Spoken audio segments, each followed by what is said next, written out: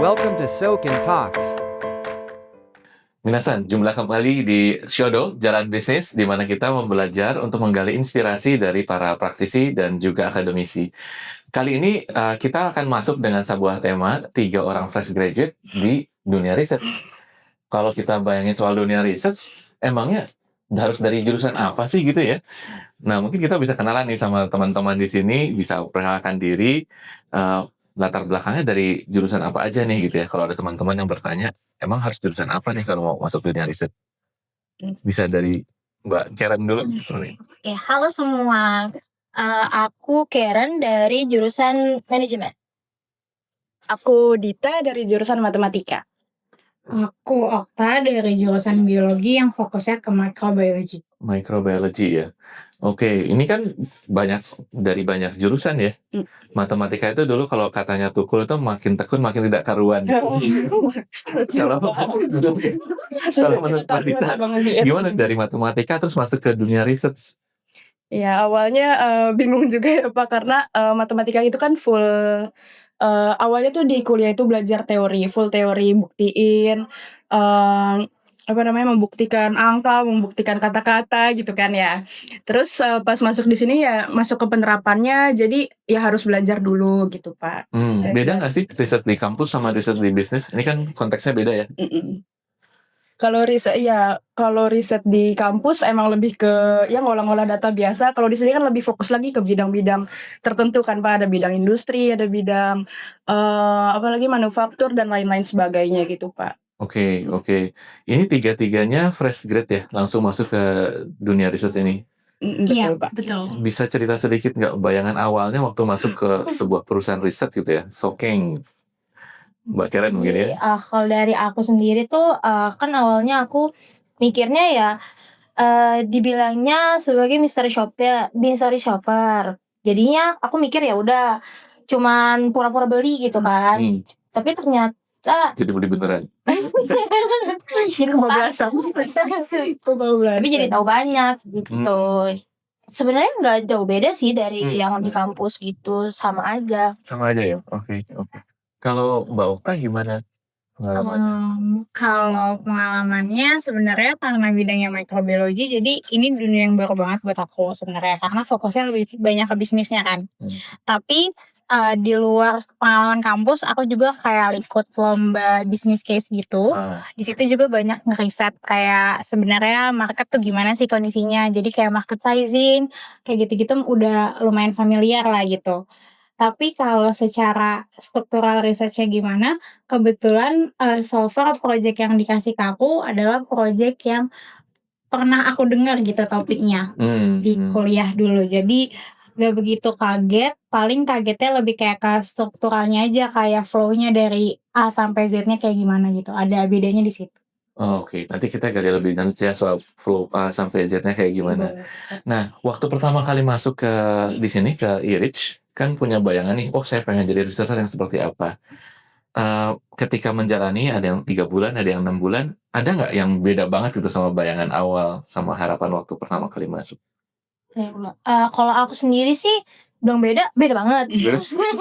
Karena di awalnya kan aku pikir oh ya udah kita cuma ngegali dari si klien kayak customer-nya itu nggak akan sedalam itu, tapi ternyata harus dikulik lagi, harus didalamin lagi. Jadi lebih deep aja gitu. Lebih deep ya? Dibanding dari bayangan aku gitu.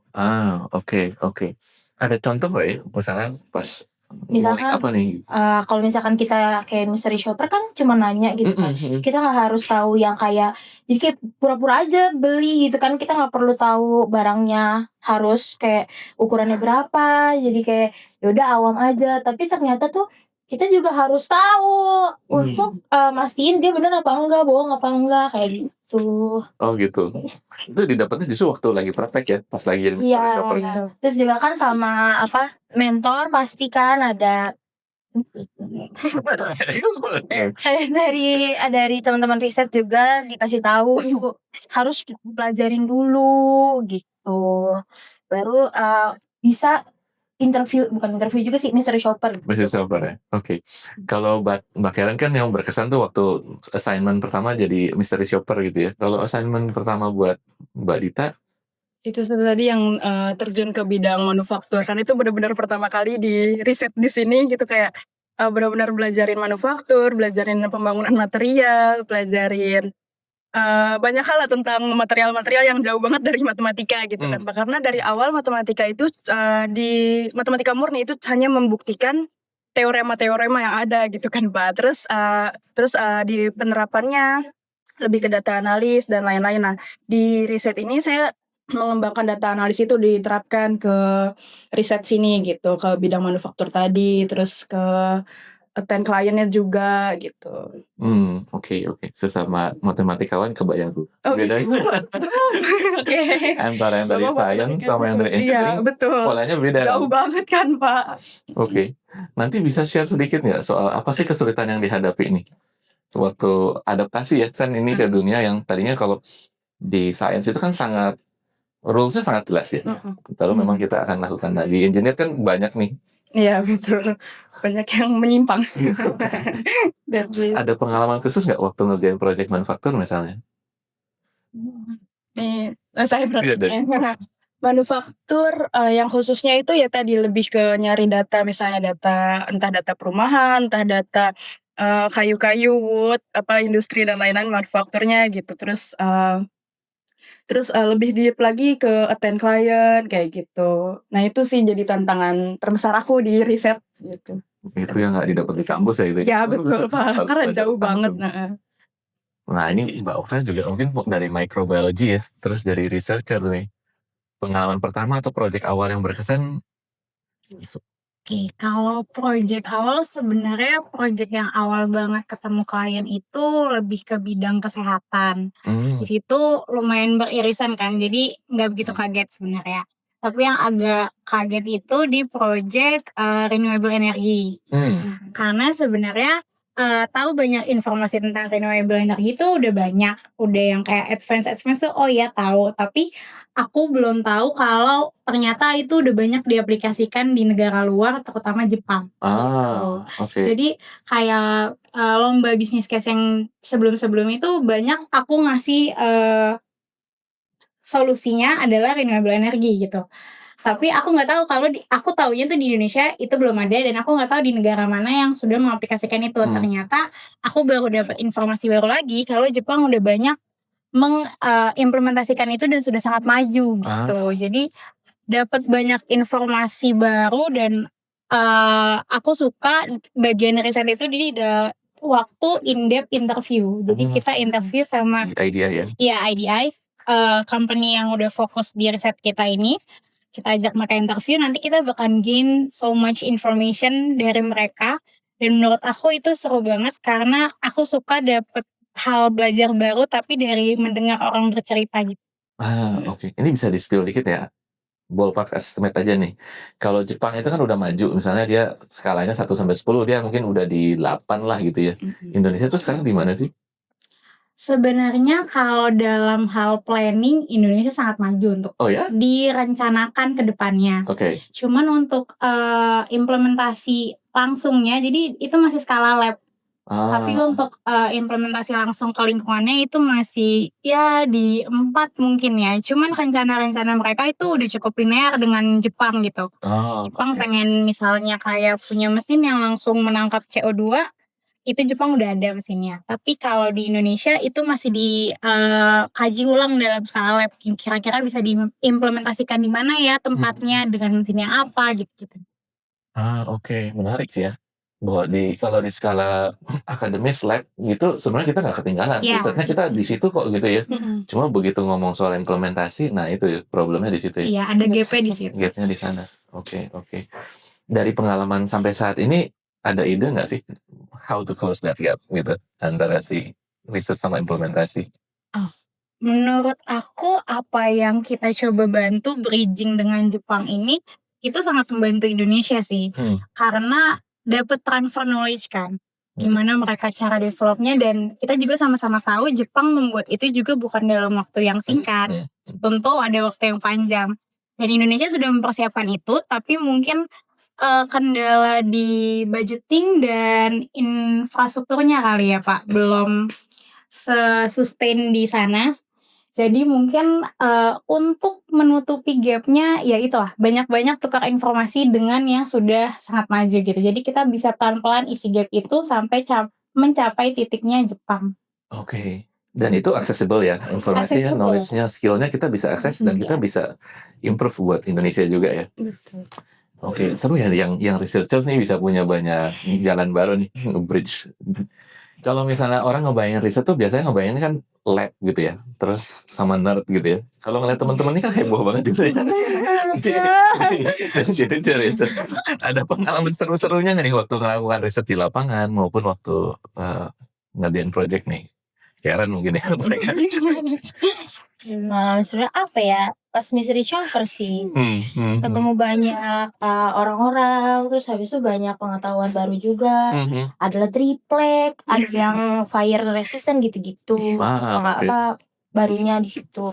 Terus tapi itu seru juga, cuman jadi kayak tahu banyak hal gitu. Oke. Kalau Mbak Anita mungkin Kalau aku hal terseru mungkin dari attend client ya yang tadi aku udah sempat bilang itu hal yang menjadi tantangan aku, tapi juga hal terseru karena di situ kita bisa ketemu sama orang Jepang, terus bisa komunikasi langsung dengan beliau-beliau di sana yang hebat-hebat gitu kan Pak. Terus bisa memberitahu Indonesia tuh ada apa aja sih gitu, keindahan Indonesia. Ada misalnya restoran-restoran yang enak tuh Indonesia khasnya tuh apa aja, seperti itu kan Pak, yang mungkin beda dari Jepang gitu. Sama mungkin mall apa segala macamnya gitu. Mungkin dari situ sih Pak. Oke. Bisa bahasa Jepang nggak sih? Tapi nggak menjadi hambatan ya waktu komunikasi dengan researcher dari. Bahasa Inggris mungkin Pak, dari bahasa Inggris. Oke. Nice. Mbak Okta ada cerita nggak nih yang bisa di-share tentang pengalaman attend client atau research tadi yang Kalau mystery shopper aku belum pernah, tapi kalau attend client aku juga udah pernah, kurang lebih sama kayak Dita. Cuman mungkin hal terserunya lebih ke kalau kita IDI itu kan perusahaan yang kita IDI itu demand dari klien ya. Dia maunya di scope ini. Itu menurut aku insight yang sangat berharga karena ternyata di Indonesia tuh ada loh perusahaan yang seperti ini dan udah semaju ini gitu. Dan informasi itu kan informasi dari perusahaan-perusahaan ini sangat mahal lah untuk didapatkan. betul cari ChatGPT nggak ada tuh. Betul. Nggak ada dong. Ini kayak disinformation gitu. Kita harus dapat langsung dari sumbernya dan ya kayak yang orang-orang bilang informasi itu sangat mahal. Jadi itu jadi hal yang sangat berharga sih buat aku. Oke. Ini sambil kita mulai mendarat ya. Dari pengalaman teman-teman selama di divisi research, apa ya insight-nya dan pesannya buat teman-teman researcher muda nih, mungkin yang baru mau lihat-lihat nih dunia riset di Indonesia tuh emang udah jalan belum ya? Kalau dulu kan kita rasanya kayak jauh gitu riset di Menara Gading banget, implementasi di sisi yang lain gitu. Padahal kita sebenarnya in between ya. Kita mencoba bagaimana semua penelitian yang baru ini bisa diimplement gitu ya. Bisa berbagi insight-nya nih buat teman-teman researcher muda lainnya. Oke, kalau dari aku di riset tuh seru banget sebenarnya karena banyak belajar baru dari mulai material, terus aku lagi pegang sistem juga. Sistem Data. ya kayak IRT gitu. Oke. Jadi itu semua hal yang baru banget. Jadi kayak nambah wawasan. Itu kan nggak bakal ada di manajemen gitu kan. Kalau misalkan mau belajar IRP harus masuk IT, tapi kalau di riset enggak, kita belajarin semuanya kan. Nah itu yang paling serunya di situ. Kalau orang yang suka belajar, suka cari tahu banyak hal, cocok banget masuk di riset. Oke. Ada tips nggak supaya kan ini bidangnya beda-beda banget nih, supaya bisa cepat tune in, bisa cepat adaptasi. Kalau cepat adaptasi, aku percaya banget orang Indonesia tuh cepat beradaptasi. Iya belat ya. Diwajibin. Kalau misalkan kita lihat aja di loker gitu, pasti tulisannya harus cepat beradaptasi. Jadi kalau cepat beradaptasi, hampir semua orang Indonesia bisa cepat beradaptasi. Terus untuk membantu si cepat beradaptasi ini ya harus dicari lagi. Ya bisa juga bantuan GPT sih. terus cari-cari di Google gitu atau nanya-nanya ke tim riset lainnya yang emang udah pada tinggi-tinggi juga gitu. Terus di riset juga itu memperluas koneksi banget. Pasti kan karena kita butuh yang tadi namanya IDI, terus mystery shopper itu kan kita ke semua orang ya berarti. Nah itu kenalan sama yang material gitu, kenalan sama orang sistem, orang logistik. Jadi kita semua kenal gitu. Perspektifnya beda-beda. Iya, perspektifnya beda-beda gitu. Oh, di riset jadi bisa akses semuanya tuh sekaligus ya. Iya, Betul. Oke. Kalau Mbak Okta ada pengalaman khusus? Kalau pengalaman khusus mungkin lebih ke aku senang berada di e-Reach itu karena tim kita kebetulan tim risetnya sangat diverse gitu. Ada yang background-nya hukum, ada yang background-nya manajemen, data, ada yang emang teknologi, ada yang beneran teknik banget, manufaktur banget. Jadi bisa dapat informasinya cepet gitu. Kalau emang bingung sama suatu project bisa langsung nanya ke ahlinya gitu. Jadi pertukaran informasi dan knowledge barunya tuh sangat cepat gitu di tim risetnya e-Reach ya. Terus kalau insight-nya buat teman-teman yang mau masuk menjadi periset muda, mungkin jangan pernah puas dengan informasi ataupun pengetahuan yang udah dipunya. Karena pengetahuan di dunia itu banyak banget. Kadang selalu merasa buat gue nggak tahu apa-apa. Jadi gue butuh tahu itu dan coba berkomunikasi dengan banyak orang supaya dapat informasinya dan juga nggak usah malu kalau kita tuh merasa bodoh. Aku lebih seneng merasa kayak gue kok nggak tahu apa-apa ya, tapi mau buat nanya dan buat belajar lagi daripada merasa kayak kok gue udah tahu semuanya ya gitu. Jadi selalu punya tempat buat tumbuh dan berkembang gitu di riset. Baik, humility sama curiosity ya untuk itu. Betul. Keren Mbak Okta. Mbak. Nah, itu udah jangka semua. Saya setuju banget. Ya, bukan ya. Saya setuju banget dengan Tapi dari kalimat-kalimat Okta yang saling diskusi dengan tim-tim riset atau tim luar yang memperluas koneksi juga. Nah sebelum itu juga kita juga harus belajarin dulu materi-materi yang akan kita terjunin gitu. Misalkan yang tadi ada industri, tadi ada renewable energy, terus ada juga sistem data dan lain-lain. Nah itu juga tuh harus dipelajarin dulu sedikit-sedikit gitu. Kalau misalnya udah ketemu generalnya, baru bisa didiskusikan dengan yang lain gitu. Mungkin itu tambahannya. Oke, baik. Senang banget bisa ngobrol singkat sama teman-teman dari divisi research. Indonesia Stocking itu bicara soal riset ya. Sebenarnya core-nya memang di sini. Dan saya tuh jadi optimis banget bahwa Indonesia tuh bisa maju ya dengan anak-anak muda seperti ini. Nanti show berikutnya ya untuk sesi-sesi yang lebih detail tentang bidang masing-masing nih karena ini kan banyak banget.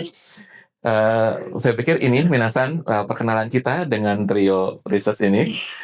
Sampai jumpa di episode berikutnya untuk Shodo. Sampai jumpa kembali. Dadah. Bye.